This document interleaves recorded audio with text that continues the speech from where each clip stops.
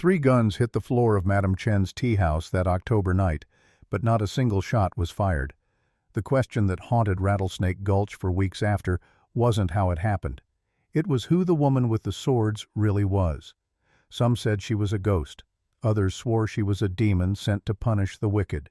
Sheriff Cooper, who'd seen more than his share of strange things in 30 years wearing a badge, said she was something else entirely. Something the West had never seen before. When she first appeared on that dusty street, no one knew her name. No one knew where she'd come from or what had driven her across an ocean and half a continent to this forgotten mining town. They only knew 3 things. She carried 2 swords instead of a gun. She moved like smoke over water. And she scared Buck Thorne so badly he didn't touch whiskey for a week. But I'm getting ahead of myself. To understand what happened that October, you need to know how it started. With a woman, a cup of tea, and 3 drunk men who made the worst mistake of their lives. The woman rode into Rattlesnake Gulch on an October afternoon when the desert sun painted everything the color of old blood. She came on a dappled gray horse, its coat dark with sweat from a long journey. The dust of New Mexico territory covered her dark clothes until she looked like she'd been carved from the same red earth as the canyon walls. No guns hung at her hips. That alone was strange enough to draw suspicious glances from the few townspeople still out in the dying light. Instead, 2 swords rode at her left side, one long, one short, both housed in plain black scabbards that spoke of use rather than ornament. Her wide-brimmed hat cast deep shadows across features that marked her as clearly as a brand. Oriental, a woman, traveling alone. Each of these things was unusual in Rattlesnake Gulch. All 3 together made her something the town had never seen.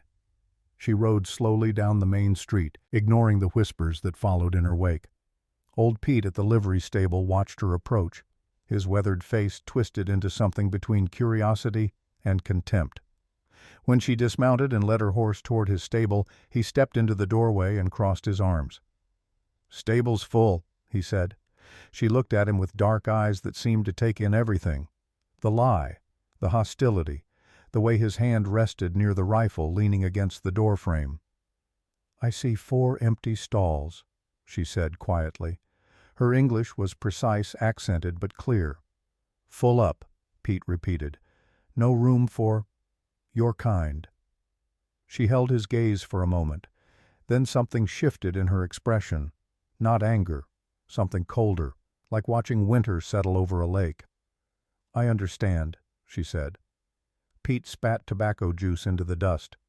"No respectable woman travels alone, and I don't stable horses for working girls." He put special emphasis on the last 2 words, making sure she understood what he meant. Her jaw tightened, just for a second, then released.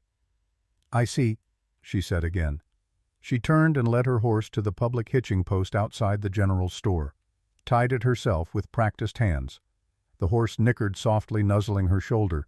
She touched its muzzle with something like tenderness. Pete watched from his doorway, then called to a man passing by. "Foreigners got no shame letting their women run wild like that." The man laughed. Others joined in. The woman didn't look back. She adjusted the swords at her side and started walking toward the far end of town. Her boots barely made a sound on the wooden planks, even though she wore travel-worn leather that should have creaked and clattered. Men stared as she passed. Not with fear, not yet. With something else.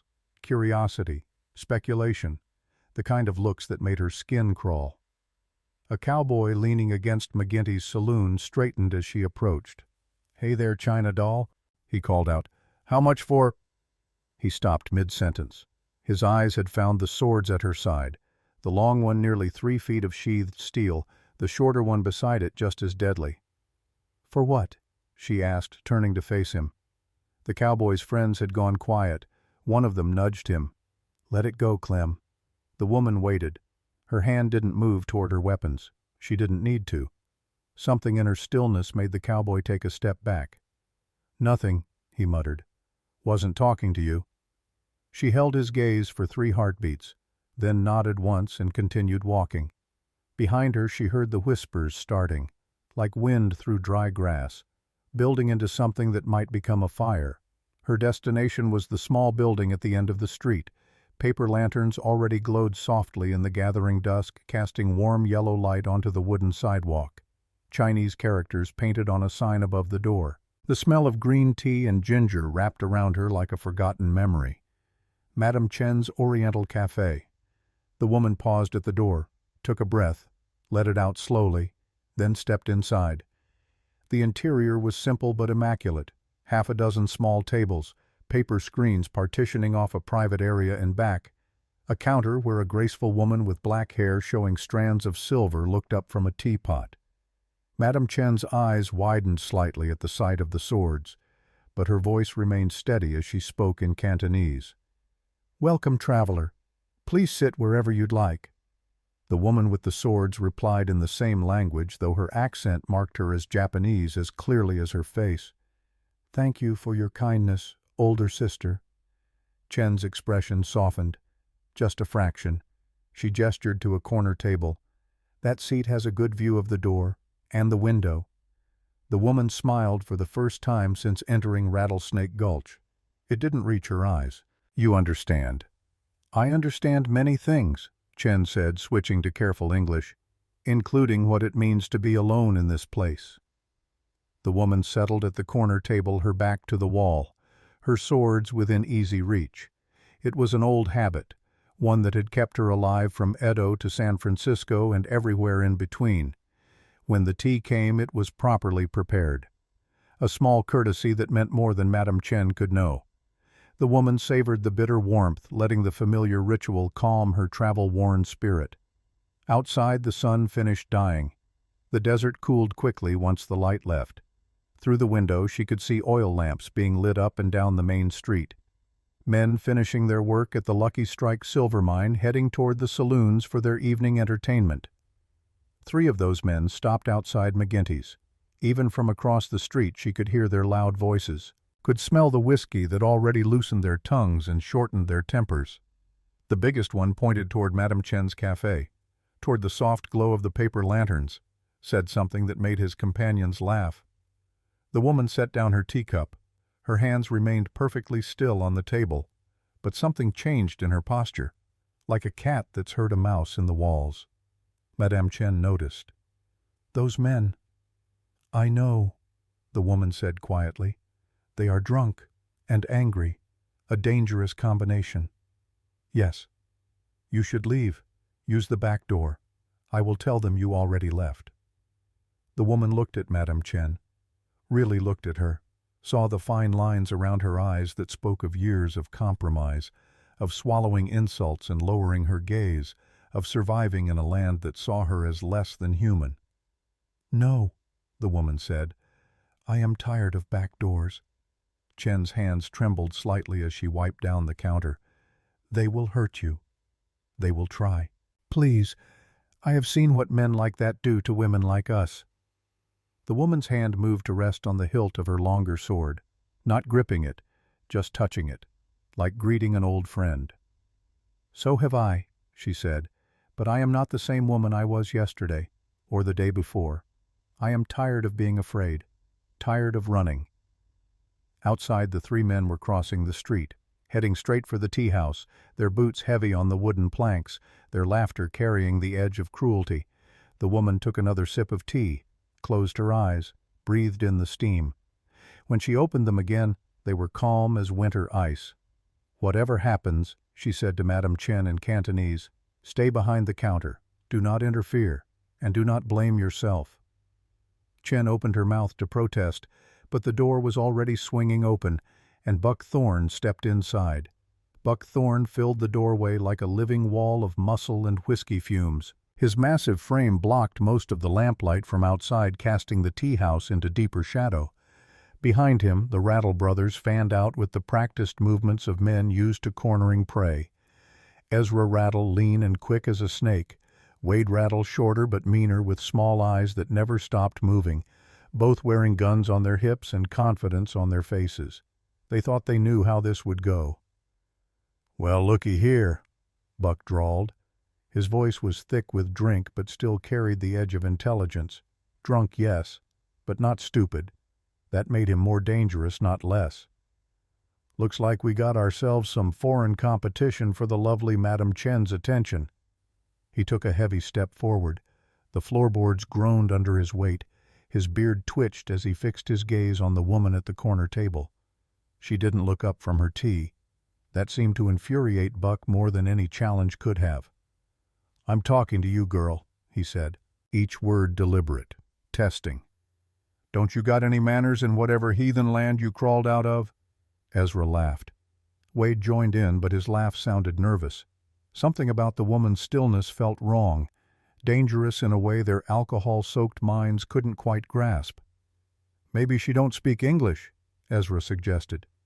"She speaks it," Madam Chen said from behind the counter. Her voice was steady, but her knuckles were white where she gripped the wood. "And she is a paying customer. Please leave her in peace." Buck turned his attention to Chen. "Peace in peace." He shook his head slowly. "Now that's funny. Coming from you. You China folk, you come over here, take our jobs, serve your weird food, and now you're telling us about peace." "This is my establishment," Chen said, "and I am asking you to leave." "Establishment," Buck repeated, putting mockery into the word. He looked around the simple room with exaggerated interest. "That's a mighty fancy word for what this place really is." He didn't say the rest. Didn't need to. The implication hung in the air like smoke. Chen's face went very still. The woman at the table finally looked up. Her dark eyes found Buck's bloodshot gaze and held it. "You should apologize to her," the woman said quietly. The temperature in the room seemed to drop 10 degrees. Buck stared at her. Then he started laughing.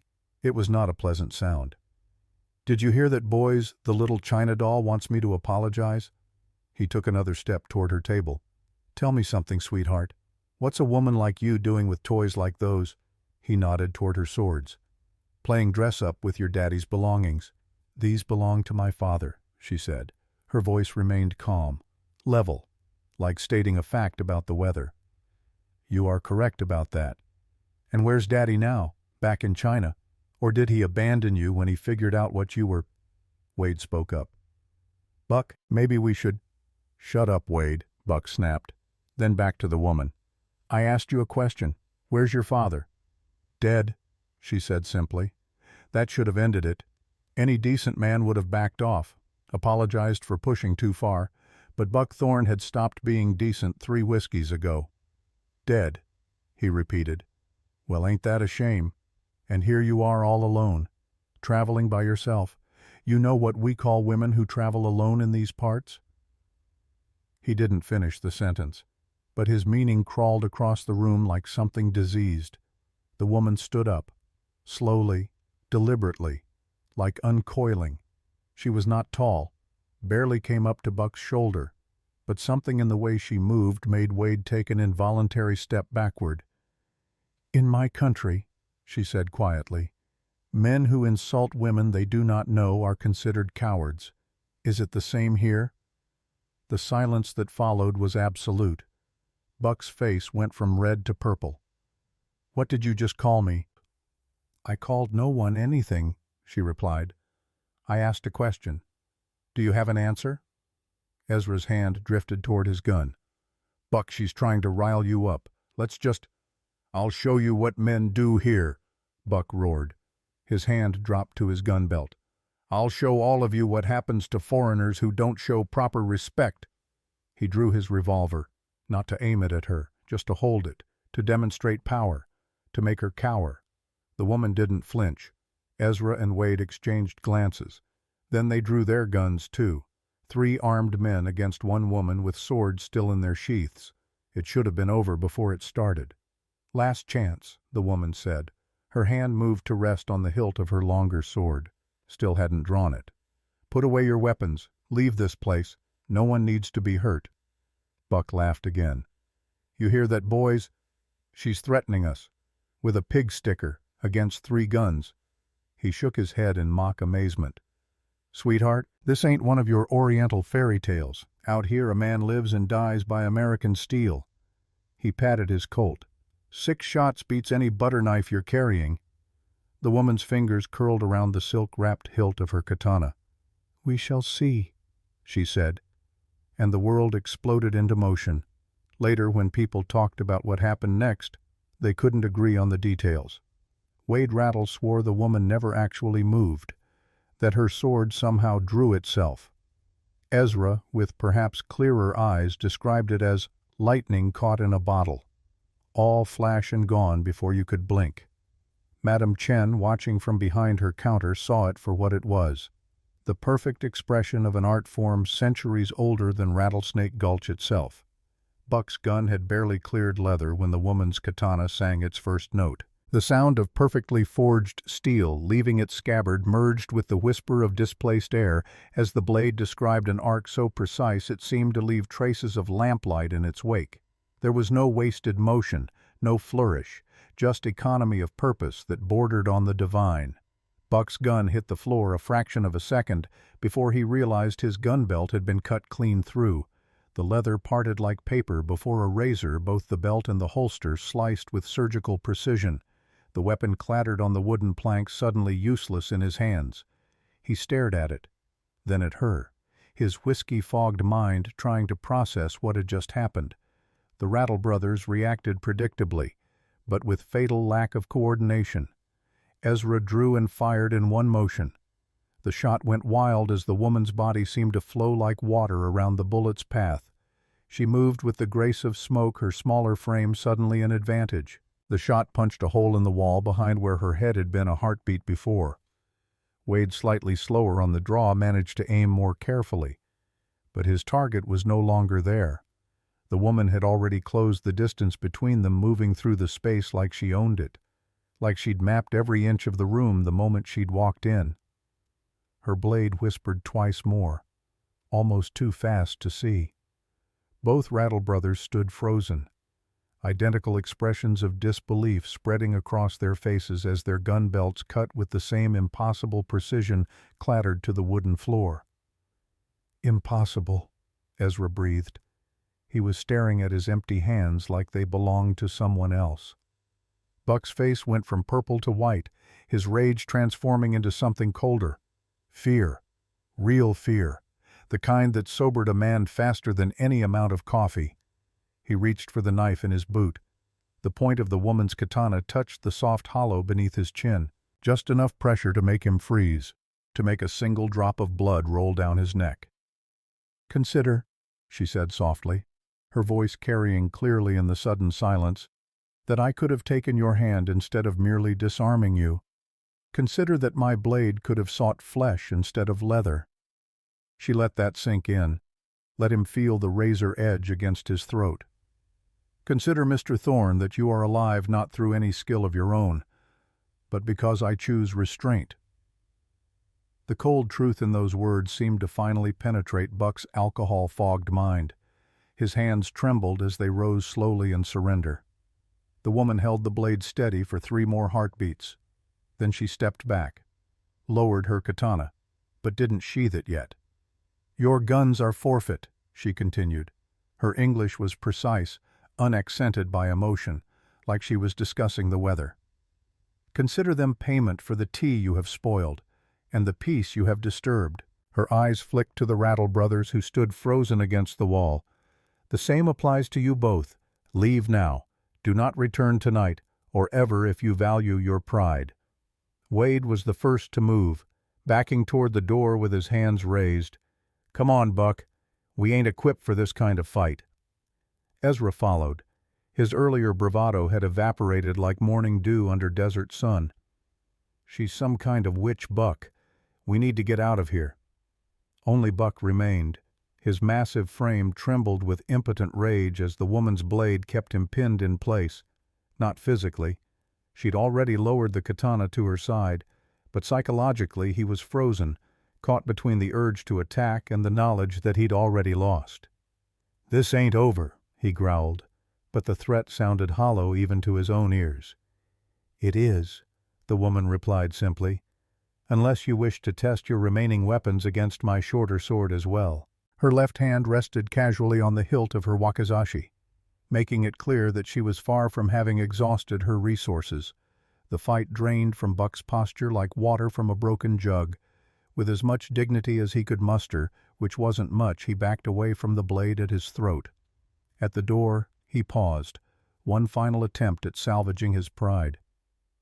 "You may be fast with them pig stickers," he said, "but this is still gun country. A man can't live by the sword out here, not for long." The woman sheathed her katana in one fluid motion, the blade sliding home with a click that seemed to punctuate her victory. "Yet here I stand, Mr. Thorne," she said, "very much alive. Perhaps it is not the weapon that matters, but the wisdom with which it is wielded."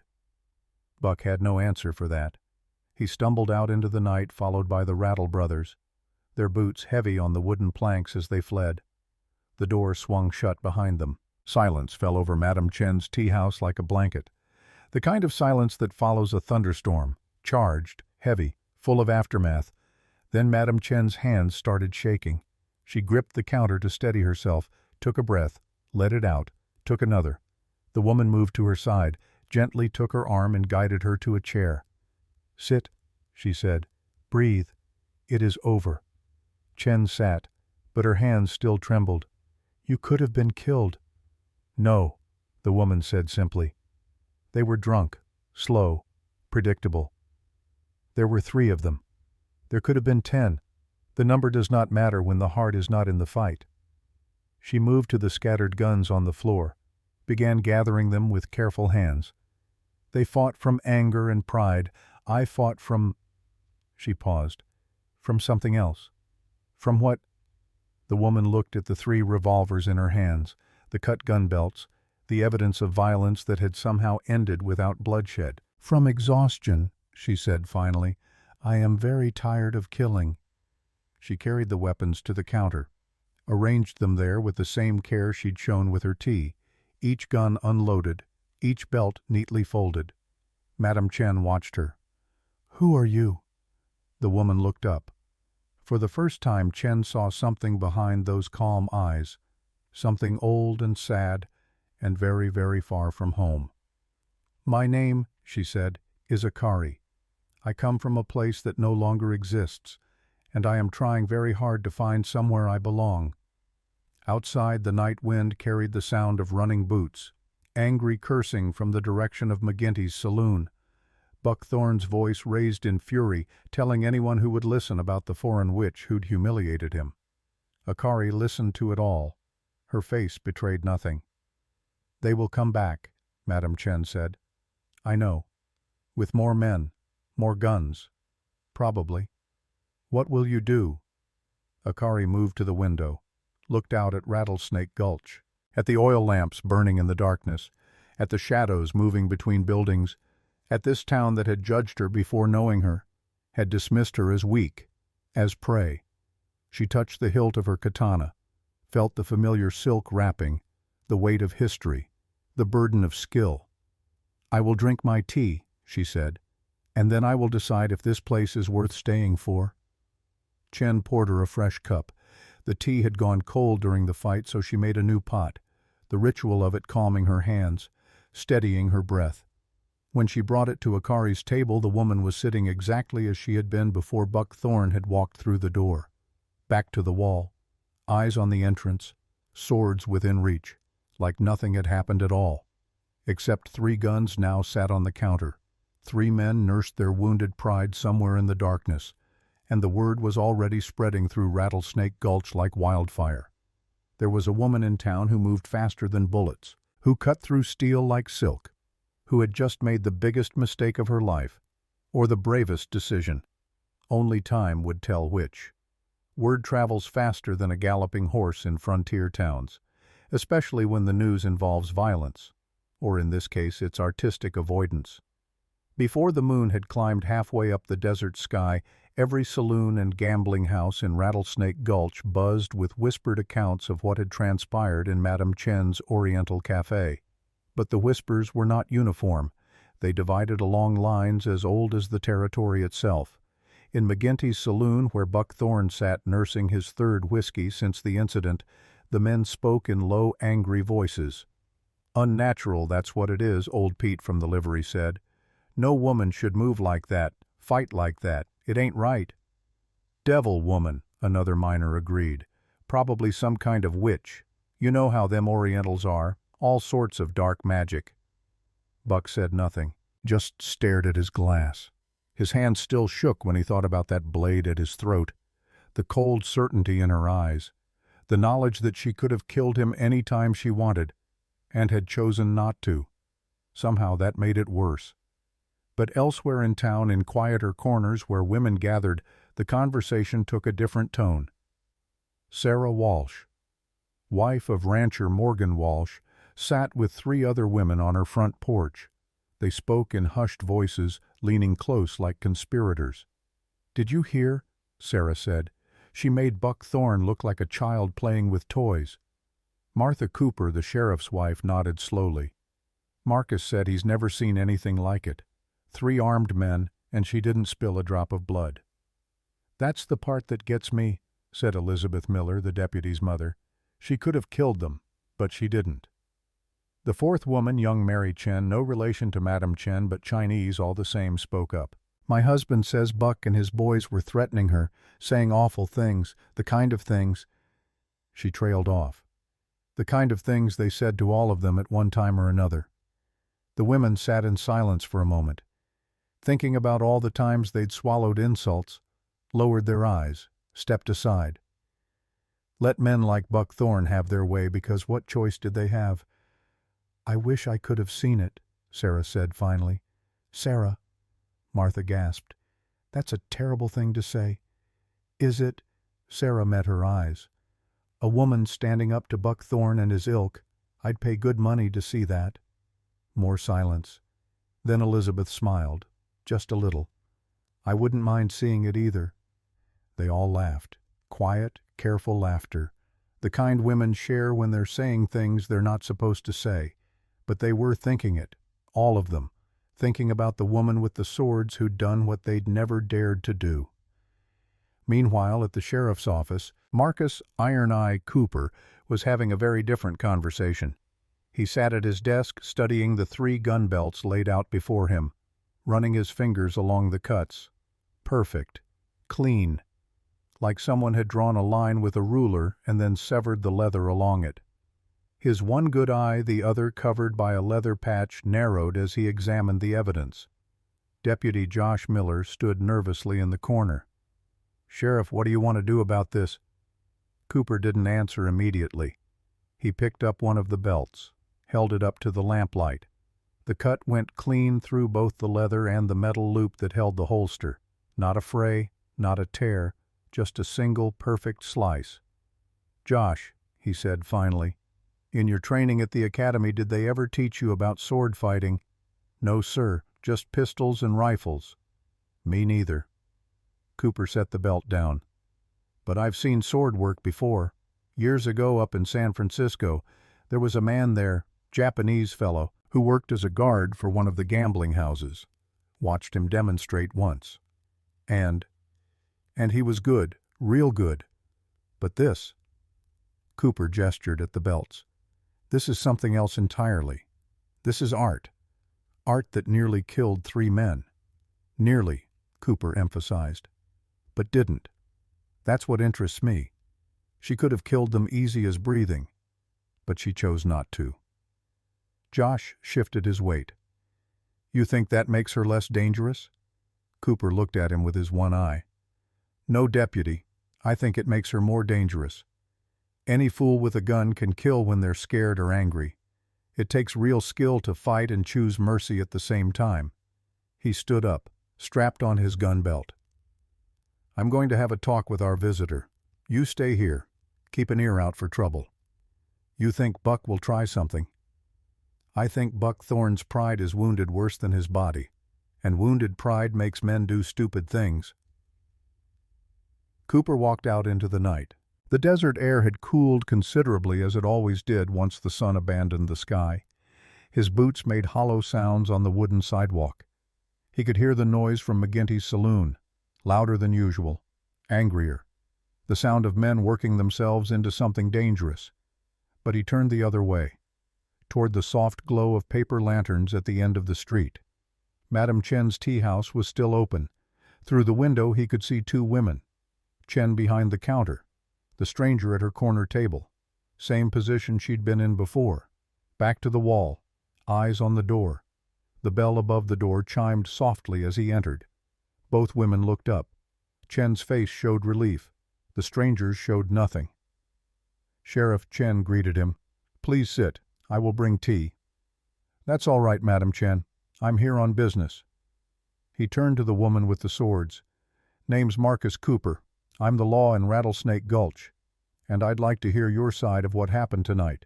The woman studied him, her dark eyes taking in the badge, the gun, the patch over his eye, the lines around his mouth that spoke of hard years and harder choices. "My name is Akari," she said, "and what would you like to know?" Cooper pulled up a chair, sat down across from her, close enough to talk, far enough to draw if needed. Old habits. "You've done this before," he said. It wasn't a question. "Defended myself." "Yes." "No, I mean this specifically. Disarming men without killing them. This level of precision, this level of control." Akari was quiet for a moment. "I have defended myself many times, Sheriff Cooper, in many places. I have learned that mercy is harder than violence, but more valuable." "That's a good answer. But it's not the whole truth, is it?" She almost smiled. "No, it is not. You want to tell me the rest?" "Not particularly." Cooper nodded. "Fair enough. Then let me tell you what I see. I see a woman who's been trained. Really trained. Not just basics. This is years of work, maybe a lifetime."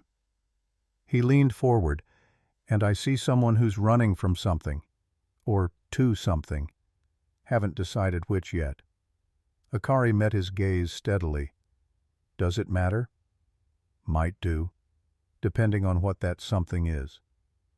From behind the counter, Madame Chen spoke up. "Sheriff, she is a good woman. She did nothing wrong tonight. Those men came in here drunk, threatening. She only defended herself." "I know that, Madam Chen. I already talked to half a dozen witnesses. Ain't nobody disputing the facts." He turned back to Akari. "But facts and truth ain't always the same thing. And I got a feeling there's more truth here than facts can cover." Akari picked up her teacup, took a slow sip. When she set it down, her hands were perfectly steady. "You are a wise man, Sheriff Cooper. You see clearly, even with one eye. Flattery won't distract me. It is not flattery, it is observation." She paused. "You are right, I am running. I am, but not from the law, from my past, from violence, from death. And yet violence found you tonight. Violence always finds me. I have stopped trying to outrun it." Cooper studied her face, looking for deception, finding only weariness. "You planning to stay in Rattlesnake Gulch?" "I have not decided." "Well, let me help you decide. Buck Thorne has friends, mean ones, and wounded pride can be more dangerous than any bullet. What happened tonight?" "That was just the opening bell." "I know. And you're still thinking about staying?" Akari looked toward the window, at the town beyond, at the lights burning in the darkness. "I am tired of running, Sheriff, very tired. Perhaps it is time to stand somewhere, fight for something, even if that something is just my right to drink tea in peace." Cooper stood. "That's admirable. Stupid, but admirable." He adjusted his gun belt. "I'll do what I can to keep Buck and his boys in line. Make sure they understand that pressing charges would raise uncomfortable questions about their own behavior. But I'd appreciate it if you'd consider moving on once you've rested. Not out of fear. Just—" He paused. "Sometimes the wisest battle is the one we choose not to fight. Now, who is the philosopher, Sheriff?" Cooper actually smiled at that. "Wisdom comes in many forms, even to old desert dogs like me." He moved toward the door. "One more thing. You're him, aren't you? The one they call the Shadow of Kyoto." Akari's expression didn't change, but something flickered in her eyes. "Stories," she said. "They grow taller than the people who inspire them." "Maybe. But I heard tales up north about a wandering swordsman who moved like smoke, who stopped a bank robbery in Colorado, Disarmed 7 men in Montana without killing a single one. He looked at her. Except the stories all said it was a man. People see what they expect to see. I suppose they do. Cooper touched the brim of his hat. Well, shadow or no shadow, man or woman, you're in my town now, and I aim to keep the peace here, for everyone. Understand? I understand, Sheriff. Good. Madam Chen, you have a good night. Lock your doors, both of you. He left. The bell chimed again. The door swung shut. Chen and Akari sat in silence for a long moment. Then Chen moved to the back room. When she returned, she was carrying a small folded piece of paper covered in Chinese characters. What is that? Akari asked. Chen hesitated, then set it on the table between them. A note. It was slipped under my door this afternoon, before you arrived. Akari unfolded it, read the characters slowly. Her Japanese and Chen's Chinese shared enough roots that she could make out the meaning. The stranger with swords will bring trouble. Tell us her movements, or your business burns. There was no signature, just a seal at the bottom, a crescent moon. Akari's blood went cold. She knew that seal, knew it in her bones, in her nightmares. When did you get this? Her voice was sharp. This afternoon, around 3 o'clock. A man I did not recognize. He spoke Cantonese, said he would return in 3 days for an answer. What did he look like? Thin, dressed in black. He moved. Strangely. Like you do. Quiet. Too quiet. Akari stood abruptly, moved to the window, scanned the street outside, looking for shadows that moved wrong, for silence in places that should have noise. Madam Chen, she said, you need to leave town, tonight, right now. What, why? Because the people who sent this note are not ordinary criminals, they are Koga. She turned back. Her face was pale. And if they are here, then so is my past.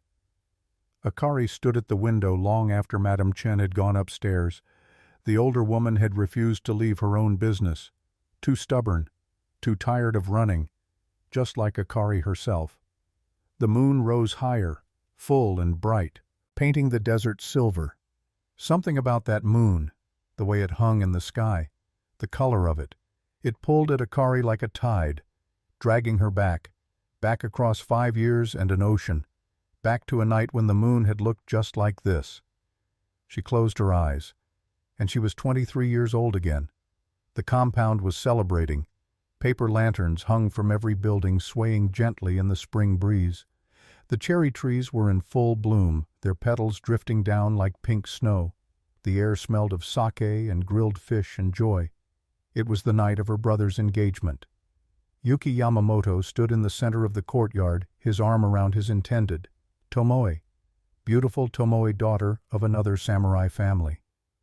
The alliance would strengthen both houses. Her father was so proud. Akari watched from the edge of the gathering. She was happy for her brother. She truly was. But there was something melancholy about it too. Yuki was moving forward with his life, and she was still here, still training, still trying to become something their changing world no longer wanted. You look troubled, Akari-chan. She turned. Masashi stood beside her, 2 cups of sake in his hands. He offered her one. Masashi Koga, her senior martial brother, 27 years old and the finest swordsman in her father's dojo. He'd been with them for 6 years now, training, learning, becoming part of the family, almost family. I am not troubled, Akari said, accepting the cup. Just thoughtful. There is a difference. She smiled despite herself. Perhaps not. They stood in companionable silence watching the celebration, the music, the laughter, the dancing. Do you ever wonder, Masashi said quietly, if we are training for a world that no longer exists? Akari looked at him. What do you mean? The old ways, Bushido, the code of the samurai. The emperor is embracing Western ideas, Western weapons. Soon there will be no place for men like us, or women like you. There will always be a place for honor. Will there? Masashi's voice was soft, not argumentative, just sad? Or will honor become a luxury only the rich can afford? Before Akari could respond, her father called out, "Masashi, come, we are toasting to the future." Masashi smiled, raised his cup, walked toward the gathering. But Akari noticed he didn't answer her father's toast. Later that night, after most of the guests had left, Akari heard raised voices from her father's study. She shouldn't have listened. It was not proper. But she moved closer anyway, close enough to hear. "You ask me to abandon everything I believe in," her father was saying, his voice tight with controlled anger. "I ask you to survive." Masashi's voice, calm but insistent. "The world is changing, Master Yamamoto. We can change with it, or we can die clinging to the past. What you are suggesting is not change. It is surrender, selling our skills to the highest bidder like common mercenaries. The Koga clan has adapted. They thrive while the old samurai families crumble. The Koga have abandoned honor for gold. That is not thriving. That is corruption. Honor does not feed hungry children. Gold does. Enough." Her father's voice cracked like a whip. "I will not hear this again. You are like a son to me, Masashi. But if you cannot accept our ways, then perhaps it is time you found another path." Silence, then footsteps, the door sliding open. Akari pressed herself against the wall as Masashi emerged. His face was blank, controlled, but she saw something in his eyes, something cold. He saw her, knew she'd been listening. For a moment they just looked at each other. "Your father is a great man," Masashi said finally. "But great men are often the first to fall when the world turns." Then he was gone, walking into the night. That was the last time Akari saw Masashi as family. The next time she saw him, her world was burning. It happened 3 nights later. Akari woke to the sound of bells. Not the gentle temple bells that marked the hours. These were alarm bells, frantic, desperate. She rolled out of bed, her hand automatically reaching for her katana. Even in sleep she kept it close. The smell hit her first. Smoke, sharp and acrid. She ran to her window and saw hell. The compound was on fire. Flames licking up the wooden buildings like hungry demons. Shadows moving in the courtyard. Too many shadows. Moving too fast. Ninja. She recognized their tactics immediately. Her father had taught her to recognize them, to counter them. Koga clan techniques. Screams cut through the night. Steel on steel, the wet sound of blades finding flesh. Akari's door burst open. Her mother stood there still in her sleeping robes. Her face was pale, terrified. "You must run," her mother said in rapid Japanese. "Now, through the back. There is a way." "No, I have to fight. I have... Help, father. Help Yuki." "They are already fighting. They are buying you time. Do not waste their sacrifice." Her mother grabbed her shoulders. "You are the last daughter of the Yamamoto line. If you die here, our family dies. Our name dies. Everything your father built, everything your ancestors achieved, it all ends tonight." "Mother, run." Her mother pushed her toward the back of the house. "Live. Remember us. Avenge us if you must. But live." More screams from outside. Akari recognized her brother's voice. Yuki. Fighting. Calling out challenges to enemies he couldn't see. Akari ran, through the back rooms, through the servants' quarters, toward the secret exit her father had built years ago. Just in case. Just in case this very thing happened. Behind her she heard her mother scream, cut short. Akari kept running, tears streaming down her face, sword in her hand, shame burning in her chest. She reached the back wall, found the hidden panel, slid it open, looked back one last time. The compound was fully engulfed now, flames reaching toward the moon, that beautiful full moon that turned everything silver. In the courtyard she saw her father, still fighting, surrounded by 5 Koga ninja, his katana moving in the old forms, the perfect forms, fighting like a samurai to the end, and beside him Yuki, her brother, barely 25, his sword already broken, using his wakizashi now, back to back with their father. And beyond them at the gate, Akari's blood froze. Masashi. He wasn't fighting. He was standing at the gate, watching, while the Koga ninja he'd brought poured past him into the compound. Their eyes met across the flames. For a moment the world stopped. He looked relieved, like a burden had been lifted, like he'd been carrying something heavy for too long and had finally set it down. He raised his hand, not in greeting, not in threat, in farewell. Akari's mother grabbed her from behind, pulled her through the exit, closed the panel. The last thing Akari saw was her father falling, her brother kneeling beside him, and Masashi turning away, walking into the night as their world burned. Akari opened her eyes. She was back in Rattlesnake Gulch, in Madame Chen's tea house. The moon still hung in the sky, still silver, still full.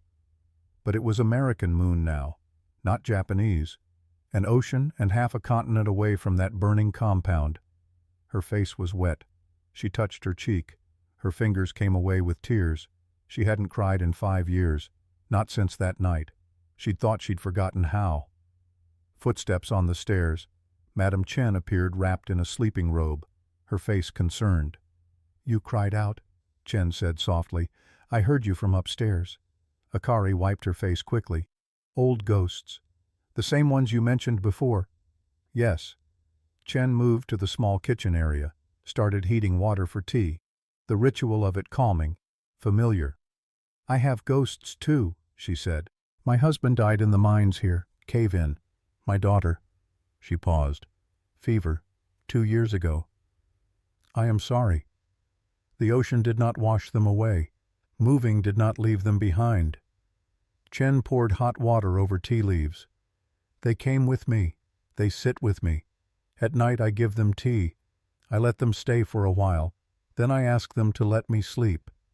She brought 2 cups to the table, sat across from Akari. "Does it work?" Akari asked. "Sometimes, not always, but it is better than trying to run from them." Chen looked at Akari's face. "You were remembering something terrible." "Yes." "The night your family died." Akari's hand tightened on her cup. "How did you know?" "I see it in your eyes. The same look I see in my mirror. The look of someone who survived when others did not." They sat in silence for a moment. 2 women, 2 cultures, 2 continents, bound by the same grief. "The man who left that note," Akari said finally, "he is connected to the ones who killed my family, the Koga clan. They have found me. What will you do? I do not know yet. You could leave, ride away. They might not follow. They will follow. They always follow." Akari stared into her tea. "And I am tired of running. You said it yourself. The ghosts come with you, no matter how far you go. So you will fight?" "Perhaps. Or perhaps I will finally face what I have been running from." She looked up at Chen. "The man who led the attack on my family. He was someone I knew, someone I trusted. His name is Masashi, and he is here, in this territory." Chen's eyes widened. "How do you know?" "The seal on that note, the crescent moon. It is his personal mark. And the timing. Too perfect.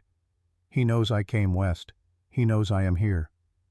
She stood, moved to the window again. "The question is not whether he will come for me, but when." "Then you should prepare." "I have been preparing my whole life." Akari touched the hilt of her katana. "But this time will be different. This time I am not running. This time I will finish what he started that night." The moon continued its slow arc across the sky, indifferent to human pain, indifferent to vengeance or justice or the weight of the past. But Akari was not indifferent anymore. For 5 years she had run, had hidden, had tried to escape the memory of that burning compound and Masashi's face in the flames. No more. Whatever came next, she would face it standing still. Morning came harsh and bright, the desert sun burning away the coolness of night like it had never existed. Akari had not slept. She'd spent the hours before dawn sitting in meditation, her swords across her knees. trying to find the clarity her old master had taught her, the stillness at the center of the storm. But clarity eluded her. All she found was memory, and anger, and the knowledge that Masashi was out there, somewhere, waiting. She would not wait for him. Madam Chen had tried to convince her to stay, to rest, to let the sheriff handle things. But Akari had spent 5 years letting others handle things, 5 years hiding behind new names and long roads and the hope that distance would somehow equal safety. She was done hiding. She saddled her horse in the pre-dawn darkness, rode out of Rattlesnake Gulch while the town still slept, headed north toward the last reported cattle raid. The Miller Ranch. 3 nights ago. 30 head of cattle gone, 1 ranch hand dead, 2 wounded. The sheriff had investigated, found tracks heading toward the mountains, followed them as far as Thunder Canyon before losing the trail. But Akari wasn't looking for the same things the sheriff had been looking for. She was looking for ghosts. The ride took 2 hours. The Miller spread was modest, a small ranch house, a few outbuildings, corrals that now stood empty, their gates hanging open like broken teeth. Akari dismounted well before reaching the main buildings, led her horse to a grove of cottonwoods and tied it there. Then she walked, studying the ground, reading the story written in dust and disturbed grass. Here, boot prints. Not cowboy boots. Too light, too small. Tabi boots, split-toed, the kind ninja wore for silence and grip. Here, marks in the soil where ropes had been thrown. The cattle had been driven off quickly, efficiently, no wasted motion. Here, blood in the dirt, old now, dried to brown, but still visible if you knew what to look for. Akari knelt, touched the ground, closed her eyes. In her mind she saw it. The raid, shadows moving in the night. The cattle startled but not panicked. The raiders knew how to move livestock quietly. The ranch hand who'd gotten in the way, the flash of steel in moonlight. She stood, followed the blood trail. It led to the fence line, where she found what she'd been looking for, caught on a broken rail, a scrap of fabric, black, lightweight, the kind used in ninja garb, and beneath the rail, half buried in the dirt, a blade, not a katana, smaller, a tanto, a knife. Akari picked it up carefully, brushed away the dirt. Her hands began to shake. The blade was old, well made, the steel still sharp despite years of use, and on the hilt, burned into the wood with careful precision, was a seal, a crescent moon, Masashi's seal. Akari stood there for a long moment, the knife heavy in her hand, proof that her worst fears were true. He was here, in this territory, operating with the Koga clan, using the same tactics that had destroyed her family, destroying other families now, American families, but families nonetheless. You always were thorough, Akari. The voice came from behind her, speaking Japanese, familiar, hated. Akari spun her hand, dropping to her katana. On the ridge above, silhouetted against the morning sun, stood a figure in black, tall, lean, his face hidden by the angle of the light, but she knew that voice. "Masashi," she breathed. "It's been 5 years." The figure moved slightly, still keeping the sun at his back, still hiding his face. "I wondered if you'd come west, wondered if you'd have the courage." "Courage?" Akari's voice was cold. "You speak to me of courage, you who betrayed your master, who led assassins to murder his family." "I led no one. I simply opened a door. What came through was inevitable." His voice was calm, conversational, like they were discussing philosophy over tea. "Your father chose honor over survival. I chose differently. Who was wiser?" "My father is dead, but he died with honor. You live with shame." "Shame?" Masashi laughed. "I feel no shame. I feel relief. Freedom. The old ways were chains, Akari. I broke them, and I am stronger for it." Akari's hand tightened on her sword hilt. "Why are you here? Why terrorize these people?" "Business. The railroad wants this land. The ranchers refuse to sell, so we create incentive." He shrugged. "It's remarkably profitable. America is full of opportunities for men who aren't bound by outdated codes. And women, Akari asked. Are there opportunities for women too, or am I still just a girl playing with her father's swords? The figure went very still. You heard about last night. I was there. Buck Thorne and his idiots. They were not part of the plan. They were. He paused. A happy accident. I had wondered if you would reveal yourself, and you did. Thank you for that. You wanted me to know you were here. Of course. This game is no fun if you don't know you're playing. He stepped forward, still keeping his face in shadow. Did you think you could hide forever? Did you think I wouldn't find you? I stopped hiding last night. Good. Because running is beneath you. It always was. He turned as if to leave, then paused. This land will burn like your home did, Akari, unless you stop us, unless you stop me. His voice dropped lower. Can you face me? Can you do what you should have done 5 years ago? What do you want from me? Akari's voice shook with rage she could barely control. I want you to understand. I want you to see that I was right, that survival is worth more than honor, that the strong adapt while the weak cling to the past. He laughed again. And then I want you to join us, or die trying to stop us. Either way, you'll finally fulfill your purpose. My purpose. To prove that the old ways are dead, that warriors like your father, like my old master, they belong in graves, not in this new world. Akari drew her katana, the blade singing as it left its sheath, but the figure was already gone, disappeared like smoke, like he'd never been there at all. Only his voice remained, echoing off the canyon walls. 3 days, Akari. 3 days until the next raid. Thunder Canyon. Come alone, or more innocents die. Your choice. Then silence. Akari stood alone on the ridge, her sword drawn against empty air, her body shaking with rage and grief and something else. Purpose. For 5 years she had drifted, running from town to town, from her past, from her guilt, from the memory of her family burning. No more. Masashi wanted a confrontation, wanted to prove that his way was right, that honor was weakness, that the old ways deserved to die. She would give him his confrontation. But the lesson would be different than the one he expected.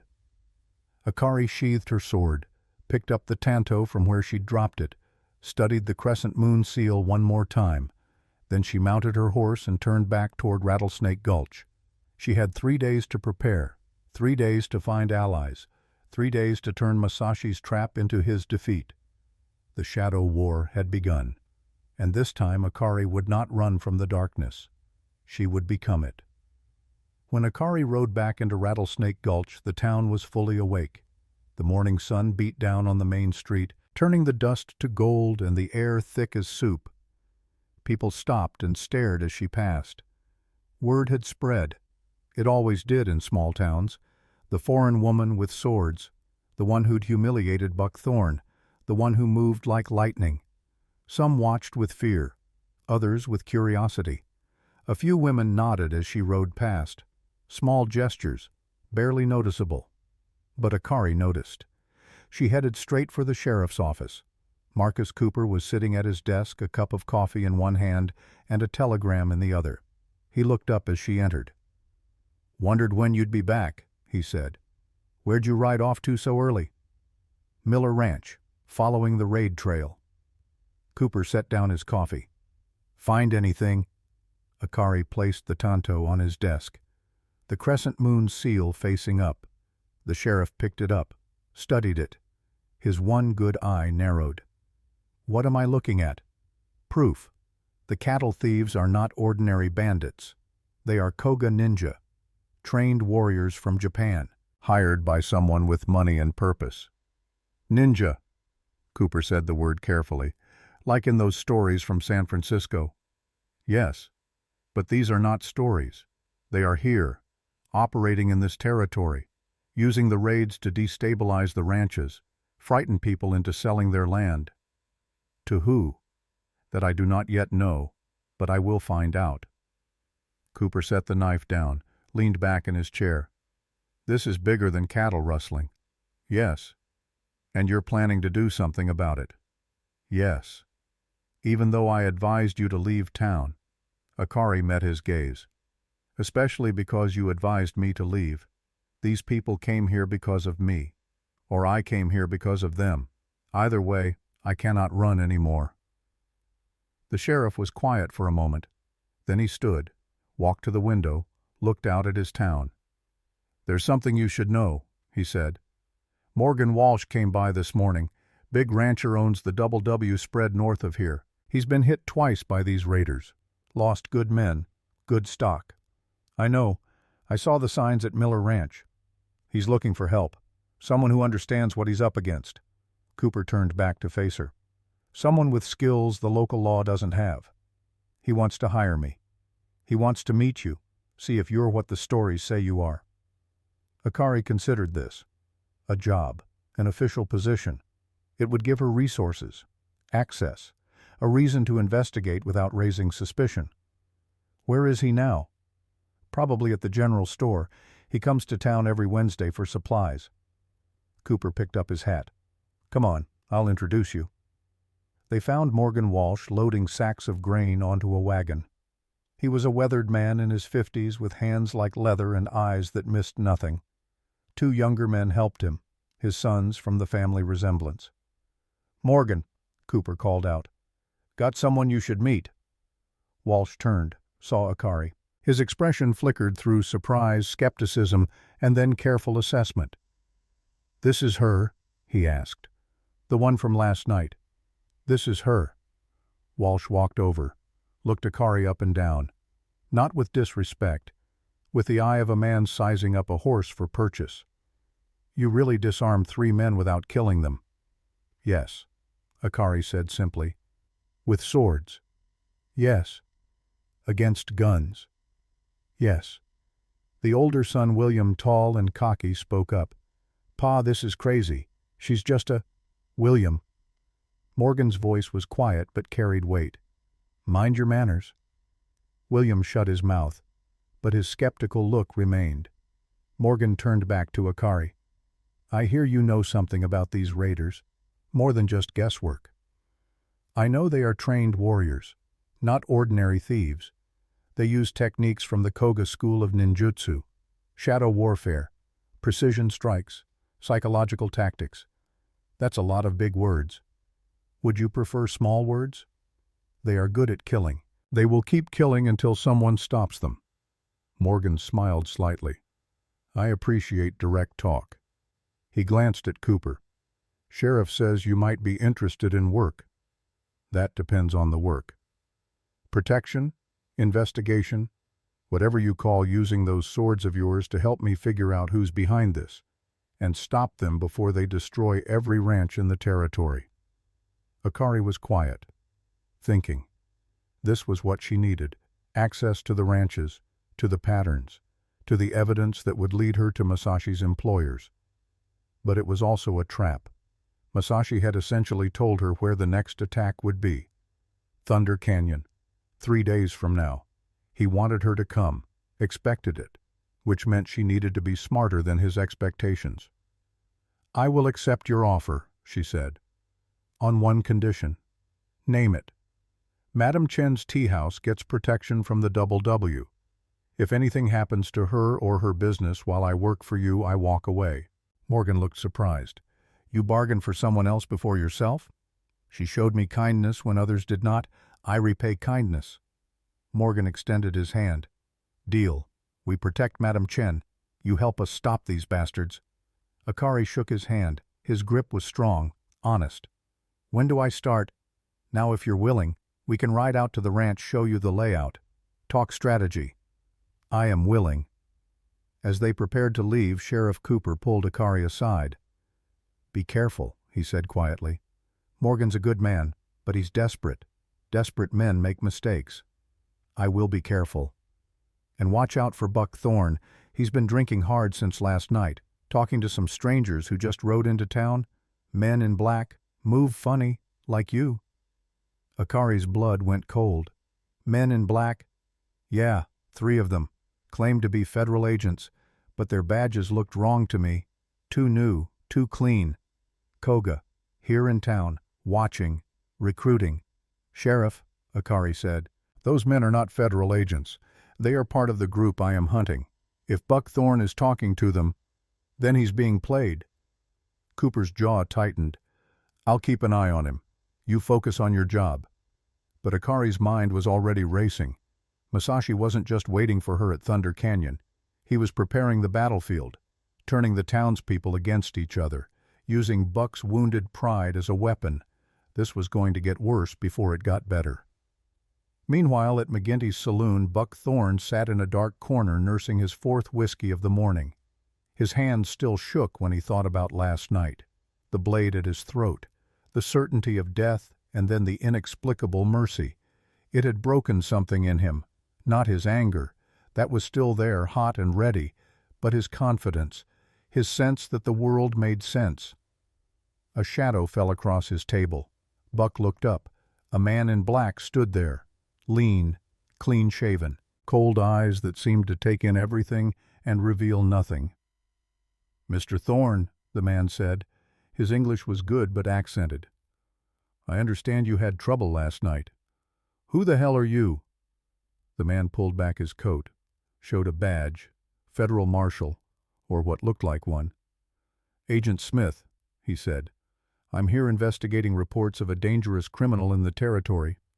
A Japanese woman with swords, goes by several names, wanted for murders in 3 states. Buck sat up straighter. "That foreign witch, she's wanted." "Very much so. She's been moving west, leaving bodies behind. We've been tracking her for months." Agent Smith sat down uninvited. "I hear she assaulted you and your companions. She cut our gun belts clean off, humiliated us in front of the whole town. That's her method. She's highly trained, extremely dangerous. We need help apprehending her before she hurts more people." Buck leaned forward. This was what he needed. Validation. Proof that he wasn't just a drunk fool who'd picked a fight with the wrong person. What kind of help? Information. Her movements, where she goes, who she talks to. Smith pulled out a small leather purse, set it on the table. It clinked with the sound of coins. "We pay well for cooperation." Buck looked at the purse, then at Smith's badge. Something felt off. He couldn't put his finger on what. Maybe the way Smith moved. Too quiet, too controlled. Not like any federal agent Buck had ever met, but the money was real, and the chance for revenge was real. "What do you need to know?" Buck asked. At the same time in Madam Chen's tea house, a different conversation was taking place. Chen was cleaning up from the breakfast service when the door opened. She looked up expecting a customer. Instead, a thin man in black stood in the doorway, the same man who'd delivered the note yesterday. Chen's hand moved toward the knife she kept behind the counter. "I would not do that, do," the man said in Cantonese. "I am only here to talk. I have nothing to say to you. Perhaps, but I have things to say to you." He stepped inside, closed the door. "The swordswoman. She accepted Morgan Walsh's job offer this morning." "How do you—" "We have eyes everywhere. That is what we do. Watch, listen, act when necessary." He moved closer to the counter. "You helped her last night, sheltered her, warned her about us." "I did no such thing. Please, do not insult us both with lies." The man placed another note on the counter. "This is a new message, from my employer. He wants you to know something." Chen didn't touch the note. "What?" "That the swordswoman will get people killed. That her presence here will bring war. Innocent people will die. Unless she leaves. Or unless she dies. You cannot—" "We can do many things. We have already killed one ranch hand. We can kill more. We can burn buildings, poison wells, turn this town into a graveyard." He smiled. It didn't reach his eyes. "Or you can help us avoid that. Tell us where she will be, when, what she plans. Small things, simple information. And if I refuse, then we start with your tea house. Such a beautiful place. Would be a shame if it burned. Again." He emphasized the last word. making it clear he knew about the fire that had destroyed her previous business 3 years ago. Chen's face went pale. The man nodded. "I see you understand. You have until tomorrow night to decide. Help us, or watch everything burn." He turned to leave, paused at the door. "Oh, and do not tell the swordswoman about this conversation. We will know if you do, and that would make things very unpleasant. For both of you." Then he was gone. Chen stood frozen behind her counter, the note lying there like a coiled snake. She had 2 choices: betray Akari to save herself and her business, or refuse and risk losing everything again. Some choices, she thought bitterly, were not really choices at all. She picked up the note with shaking hands, unfolded it. Inside was a single sentence in Chinese. 3 days. Thunder Canyon. Come alone, or the town burns. Chen closed her eyes, made a decision. She would tell Akari, but not yet. First she needed to think, to plan. Because if the Koga wanted Akari at Thunder Canyon, then Thunder Canyon was a trap, and Chen had not survived this long by walking into traps. The Double W Ranch sprawled across the northern valley like a sleeping giant. Thousands of acres of grazing land, hundreds of head of cattle, buildings that spoke of 3 generations of hard work and honest sweat. Morgan Walsh gave Akari the full tour, showed her the perimeter, the water sources, the vulnerable points where raiders could strike. William trailed along, silent but skeptical. The younger son, Warren, stayed behind to work. He'd greeted Akari with a nod and nothing more. "We've been hit twice in the last month," Morgan explained as they rode the fence line. "Always during the new moon, always at night. They take the prime stock, leave the rest scattered, kill anyone who tries to stop them." "How many raiders?" "Hard to say. My men report seeing shadows, hearing sounds, but never getting a clear count, like fighting ghosts. Because they are trained to be ghosts. The Koga specialize in psychological warfare. Make you think there are more of them than there really are. Make you doubt what you see." Morgan nodded slowly. "So how do we fight that?" "We stop fighting their way. Start fighting ours." Akari studied the landscape. "They choose the ground, the timing, the method.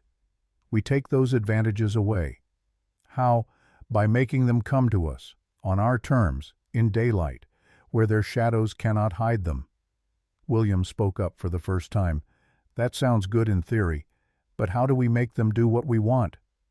Akari looked at him, really looked at him. Young, confident, untested. "By giving them a target too tempting to resist," she said. "Like what?" "Like me." Morgan shook his head. "Absolutely not. I hired you to help protect us, not to be bait." "I am already bait, Mr. Walsh. They came here because of me, or I came here because of them. The result is the same. They want me. I will use that." "It's suicide." "No, it is strategy." Akari turned her horse back toward the ranch house. "But first I need to understand their pattern better. Show me where the previous raids occurred." They spent the next 2 hours riding to attack sites. Akari examined everything. Hoof prints, disturbed earth, broken fences, blood stains in the dirt. At each location she found the same thing: professional work, minimal waste, maximum efficiency, and always somewhere hidden a small mark. A crescent moon scratched into wood or stone, Masashi's calling card, letting her know he'd been there, taunting her. As the sun reached its peak, Morgan suggested they return to the main house for lunch. Akari agreed, though she wasn't hungry. The ranch hands were gathered at the bunkhouse. About 20 men, weathered faces, hard hands. They stopped talking when Akari approached. Morgan called out, "Men, this is Akari. She'll be working with us for a while, helping with our security problem. I expect you to treat her with the same respect you'd show any hand on this ranch." Silence. Then the foreman, a grizzled man named Dutch, spoke up. "With respect, boss, security is one thing, but taking orders from a woman, that's another." "Then don't take orders from her," Morgan said calmly. "Take them from me, and I'm telling you to listen to what she has to say. She knows more about these raiders than anyone else in the territory." Dutch looked at Akari. "No offense, ma'am, but I've been working cattle for 30 years. I don't need some—" he stopped himself, "some foreign woman telling me how to do my job," Akari finished for him. "Is that what you were going to say?" Dutch had the grace to look embarrassed. "Something like that. I understand. I would feel the same way." Akari dismounted, walked closer to the gathered men. "But I am not here to tell you how to work cattle. I am here to help you stay alive while you work them. And to do that, I need you to trust me, even if you do not like me." "Trust is earned," another hand said. "You are right, so let me earn it." Akari gestured to the nearest corral. "Your herd. How many head?" "About 50 in that pen," Dutch answered warily. "And how many would you say are pregnant?" Dutch squinted. "Maybe a dozen. Hard to tell from here." Akari studied the herd for a moment, then pointed. "That one, and the red heifer by the water trough, all pregnant, early stage, perhaps 2 months." Dutch stared at her. "How the hell can you tell from this distance?" "The same way you can tell a good horse from a bad one, by watching it walk, by paying attention to details most people miss." She turned to face him. "I have been trained my whole life to notice things, small things, the way someone stands, the way they breathe, the way they move." She walked past the gathered hands. As she did, she spoke without looking at them. "You," she said, pointing at a young hand to her left. "You favor your right leg. Old injury, probably from a fall. You compensate by shifting your weight when you stand still." The young man's mouth fell open. "Broke my ankle 2 years ago. How did you—" Akari moved to the next man. You are left-handed but wear your gun on your right hip, which means you are not a fast draw. You rely on accuracy over speed." The man nodded slowly. "I ain't never been fast." "And you," Akari said to another, "you were in the war. I can tell by the way you scan the horizon, always looking for threats, always calculating angles of approach." The older hand removed his hat. "Shiloh, and the march through Georgia." Akari stopped, turned to face all of them. "I tell you this not to impress you, but to show you that I see things others do not. And if I can see these small details about you from a few moments of observation, imagine what I can see about our enemies, about their tactics, their weaknesses, their patterns." Dutch rubbed his jaw. "All right, you've made your point. What do you need from us?" "Information. Tell me about the raids. Everything you remember. No detail is too small." They talked for an hour, Akari listening more than speaking, building a picture in her mind of how the Koga operated. Then it happened. A distant sound, sharp and sudden. Gunfire. Akari dropped to the ground instantly, her body reacting before her mind caught up. The ranch hands stared at her, confused. Morgan moved to her side. "It's just the boys doing target practice on the South Range. Nothing to worry about." But Akari was shaking, pressed against the dirt, her hands covering her ears, eyes squeezed shut. For a moment she wasn't at the W Ranch anymore. She was back in the compound, the night of the attack, guns firing, screams, blood. Morgan knelt beside her. "Akari, it's all right. You're safe." Slowly Akari opened her eyes, forced herself to breathe, to remember where she was. The ranch hands were all staring now, not with contempt, with something else. Understanding. Dutch spoke quietly. "I know that look. Had a friend came back from the war with it. Called it soldier's heart." Akari got to her feet, brushed dirt from her clothes. Her face was burning with shame. "I apologize. She didn't know what to say. "No need," Morgan said gently. "We've all got our ghosts. Some just louder than others." William, who'd been watching from the house porch, walked over. His skeptical expression had softened. "Ma'am," he said, "I was wrong about you. Whatever you've been through, nobody comes out of that without scars." Akari nodded, not trusting her voice. The moment passed. The hands went back to their work. But something had changed. They'd seen her vulnerability, and instead of despising her for it, they'd recognized it, because they all had their own. That night back in Rattlesnake Gulch, Akari sat in Madame Chen's kitchen, drinking tea, trying to stop her hands from shaking. Chen worked silently beside her, preparing vegetables for the next day, not asking questions, just being present. Finally, Chen spoke. "You saw something today." "Yes." "Something from your past." "Yes." "Does it happen often?" "The memories." Akari was quiet. Then, "Every day. Sometimes just flashes. Sometimes I am back there completely. I smell the smoke, hear the screams, see their faces." "Who?" "My father, my brother, my mother, everyone I failed to protect." Chen set down her knife. "You did not fail them." "I ran. They fought. They died. I lived." "Because they chose to save you. That is not failure. That is sacrifice. And you dishonor their sacrifice by carrying this guilt." Akari looked up sharply. "How can you say that? You lost your family too.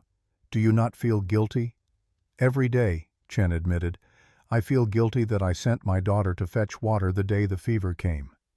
Guilty that I could not afford a doctor until it was too late. Guilty that I survived and she did not." She paused. "But I have learned something. Guilt is a luxury we cannot afford. It changes nothing, brings no one back, only keeps us from living. Then what do we do with it? We carry it, like we carry all our burdens, and we try to use it to do better, to protect others, to make their sacrifice mean something." Akari was quiet for a long moment. Then she told Chen about Masashi, about the note, about Thunder Canyon. Chen listened without interrupting. When Akari finished, Chen pulled out the note the Koga agent had left, showed it to Akari. "They came to me too," Chen said. "Threatened me, tried to make me spy on you." Akari's face went pale. "Chen, why did you not tell me?" "Because I needed to think, to plan, and because I know you. You would have tried to protect me by leaving, and I will not lose another person I care about to fear." "What did you tell them?" "Nothing yet. But Akari—" Chen gripped her hand. "This is a trap. You know this, yes, Thunder Canyon. 3 days. They want you there. They want you alone. I know. And you will go anyway." "I have to." "No, you choose to. There is a difference." Akari pulled her hand away, stood, paced the small kitchen. "What would you have me do? Run again. Let them terrorize this town. Let more people die. I would have you be smart, strategic. You said yourself, do not fight their way. Fight yours." Chen stood too. "So make them come to you, on your ground, with allies, with preparation." "Masashi knows me too well. He will expect that." "Then surprise him." Akari stopped pacing, looked at Chen. "What are you suggesting?" Chen smiled, small and sad and determined. "I am suggesting," she said, "that I help you. Tell the Koga agent I agree.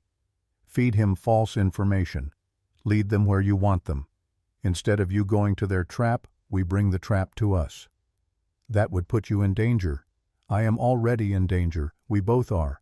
At least this way we control some of the variables." Akari studied Chen's face, saw the fear there, but also the resolve. 2 women who had lost everything, who had run far enough, who were finally ready to stand. "All right," Akari said.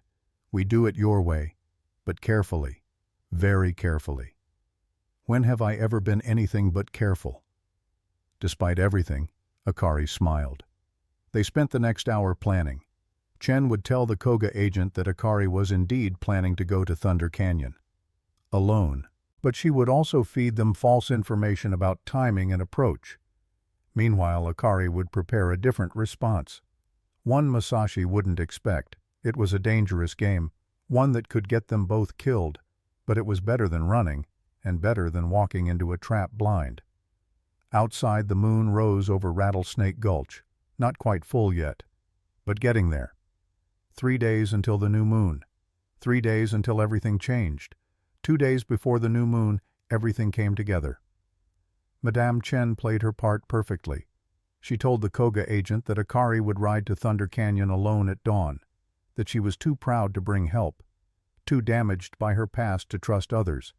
The agent believed it, because it sounded like the truth. But the real truth was different.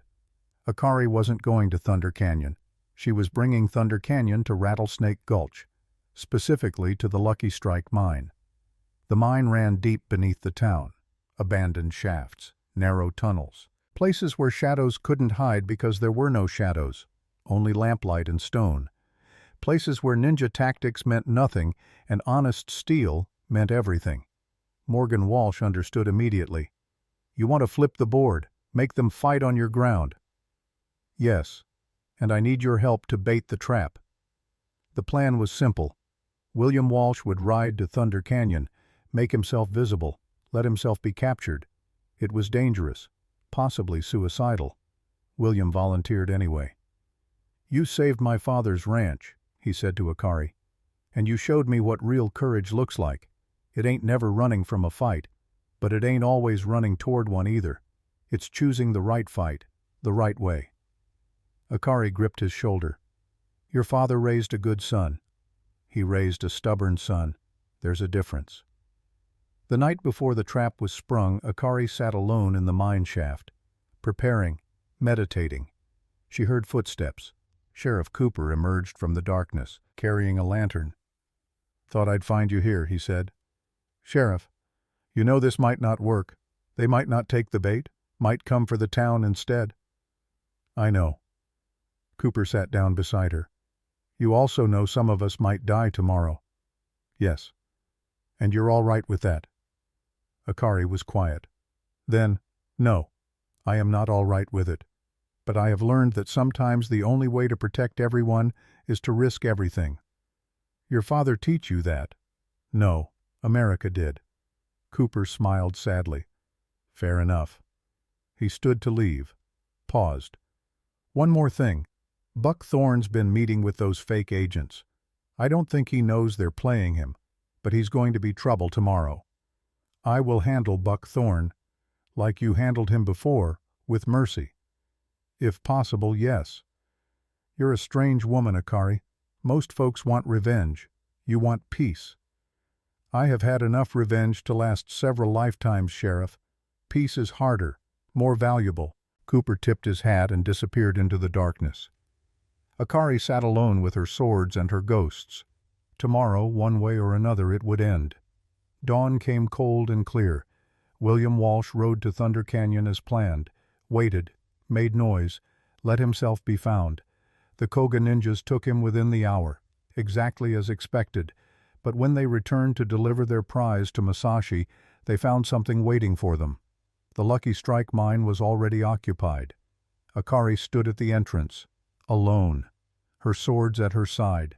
Behind her in the darkness, 20 ranch hands and Sheriff Cooper's deputies waited with rifles, and deeper still in the oldest shaft, Madame Chen waited with the townswomen, armed with whatever they could find, ready to defend their home. Masashi emerged from the group of Koga warriors. He'd stopped hiding in shadows. Now he wanted to be seen. Clever, he said in Japanese. You didn't take the bait. You became the bait. I learned from the best, Akari replied in the same language. Did you? Then you learned that warriors die. Honor dies. Only adaptation survives. No, you taught me that betrayal is easy, loyalty is hard, and that some things are worth dying for. Masashi drew his katana. Then let's see if you're willing to prove it. What happened next was faster than thought, harder than stone. The Koga ninjas rushed the mine entrance, met with rifle fire from the darkness. Chaos erupted. Buck Thorne and his men arrived still thinking they were helping federal agents, saw the truth too late.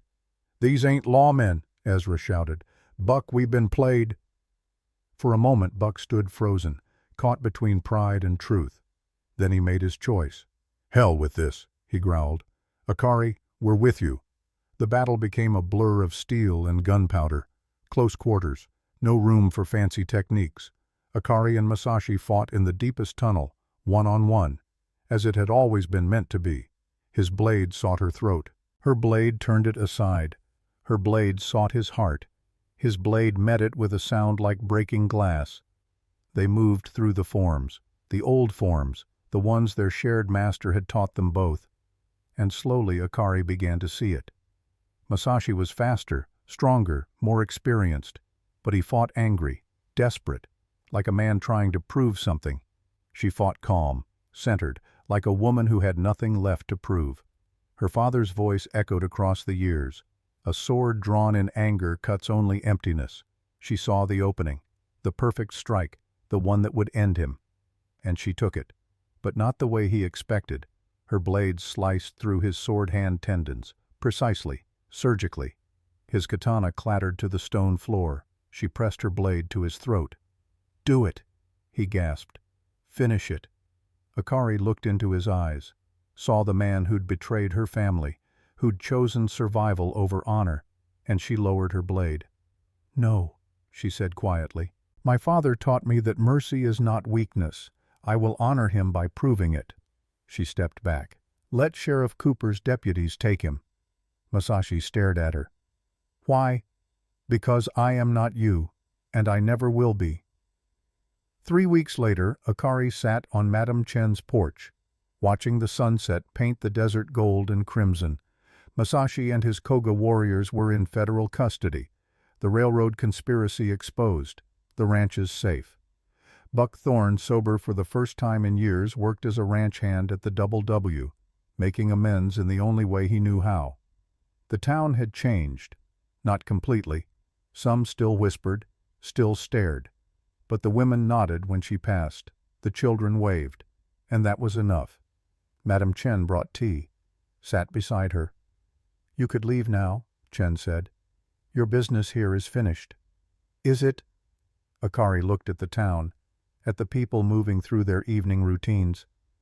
"I have spent 5 years looking for somewhere I belong. Perhaps I have finally found it.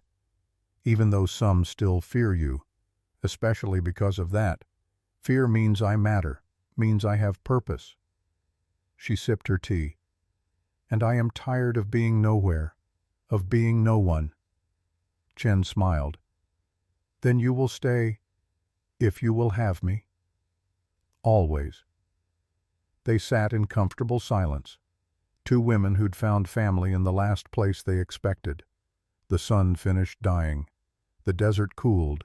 The stars emerged one by one.